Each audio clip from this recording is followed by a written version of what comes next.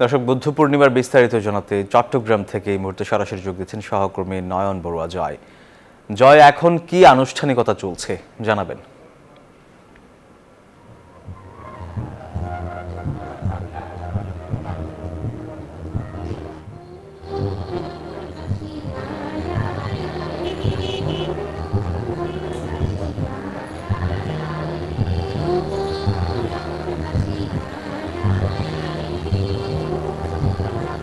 ধন্যবাদ সোহাগ আপনাকে। দেখতে পাচ্ছেন যে বন্ধুদের অন্যতম ধর্মীয় উৎসব বুদ্ধ পূর্ণিমা উপলক্ষে শোভাযাত্রা বের করা হচ্ছে, মঙ্গল শোভাযাত্রা।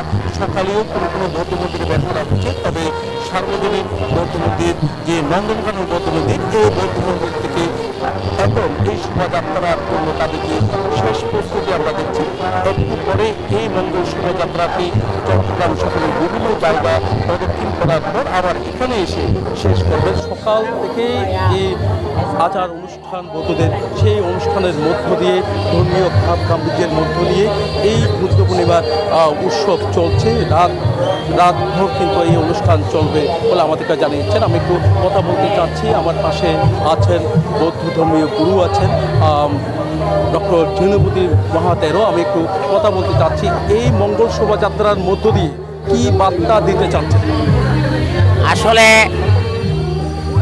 দেশ, জাতি, বিশ্ব জ্ঞানে বিজ্ঞানে উন্নত হলেও কেন জানি না এখনো পরস্পরের মধ্যে ঐক্যতার যেমন অভাব রয়েছে, তেমনি একে অপরকে সহায়ক হিসাবে দেশ ও জাতির কল্যাণে ভূমিকা পালন করতে দ্বিধাবোধ করছে।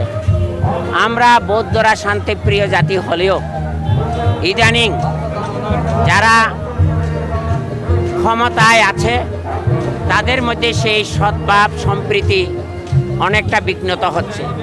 বুদ্ধ পূর্ণিমা অসাম্প্রদায়িক এবং সার্বজনীন একটা বিষয়, যেটা ঐক্যতার শিক্ষা দেয়, মানবতার শিক্ষা দেয়, মানব প্রেমের শিক্ষা দেয়। আজকে আমরা শান্তির শোভাযাত্রার মধ্যে দিয়ে চট্টগ্রাম বৌদ্ধবিহার সাংঘিক বিহার হিসাবে আমরা বিশ্ববাসীকে জানিয়ে দিতে চাই, আমরা এখনো এক আছি, এক থাকব এবং দেশ ও জাতির কল্যাণে আমরা যুগে যুগে ভূমিকা পালন করেছি, এখনো আমরা। এই ছিল আমার এখানকার সর্বশেষ। ফিরে যাচ্ছি স্টুডিওতে সহজের।